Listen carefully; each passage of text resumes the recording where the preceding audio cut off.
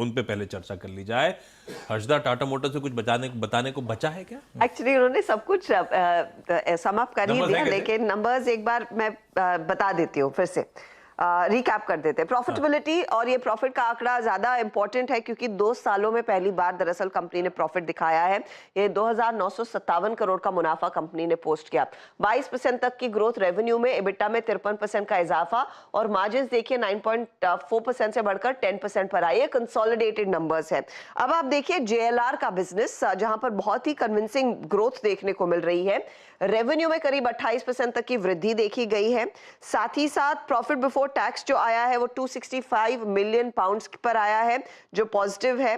Margins में 230 basis point का इजाफा देखने को मिला है और कंपनी है दरअसल जेएलआर का बिजनेस है cash flow positive.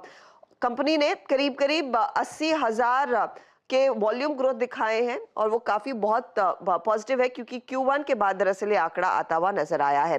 Passenger vehicle business में उस लिहाज से रेवेन्यू में 37% तक का इजाफा, इबिटा पैसेंजर सेगमेंट में 370 बेसिस पॉइंट बढ़ता हुआ दिखाई दिया है। अब कंपनी कह रही है कि यहां से अब भी वो ग्लोबल अनसर्टेनिटीज देख रहे हैं, लेकिन वो कॉशियसली ऑप्टिमिस्टिक रहेंगे।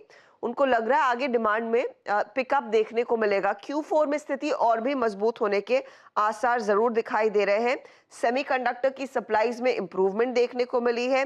मार्जिन चौथी तिमाही में काफी शानदार रहेगा और कैश डिलीवरी भी अच्छी खासी होती हुई दिखाई देगी। तो कमेंट्री भी दरअसल काफी मजबूत।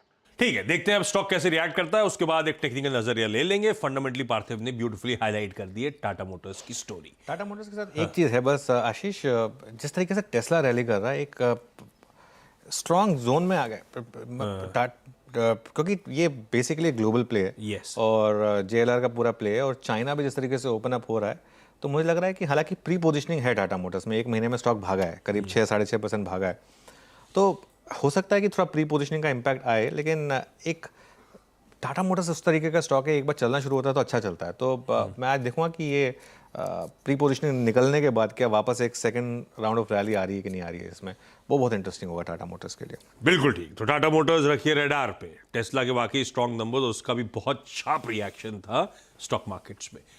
डॉक्टर रेड्डीज, ये स्टॉक तो कमजोर है, रिजल्ट्स कैसे? रिजल्ट्स इनफैक्ट बेहतर है आशीष। रिजल्ट्स में अगर आप देखिए ग्रोथ देखने को मिली है, कुछ ज्योग्राफीज में उसका फायदा मिलेगा। रेवेन्यू के आधार पर 27% तक का इजाफा, 6,770 करोड़, उम्मीद से बेहतर है आंकड़ा। 76% तक की ग्रोथ प्रॉफिटेबिलिटी में 1247 करोड़ पर आया, 835 करोड़ का अनुमान था, तो उम्मीद से काफी बेहतर ये नतीजे नजर आए हैं। इबिटा में भी हमने देखा है 1965 करोड़ का आंकड़ा, 1400 करोड़ का अनुमान था। मार्जिन जो 23-24% पर थे, उसमें 5% का इजाफा आया, 29% पर मार्जिन आ खड़े हुए हैं। अब आप देखिएगा breakup geography wise, north America में करीब करीब 64% तक की ग्रोथ देखने को मिली है। यूएस में 9%, ये क्वार्टर ऑन क्वार्टर नंबर है। यूरोप में 6% और भारत में 10% तक का इजाफा दर्ज होता हुआ दिखाई दिया है। यूएस की ग्रोथ नए लॉन्चेस से आ रही है, फॉरेक्स का फायदा और वॉल्यूम्स जो हैं ऑफसेट कर रहे हैं प्राइस इरोजन को, तो प्राइसिंग का दबाव अभी भी बना हुआ है भारत में, लेकिन प्राइस इंक्रीजेस देखने को मिल रहे हैं। नतीजे अच्छे और ब्रोकरेजेस भी दरअसल पॉजिटिव है।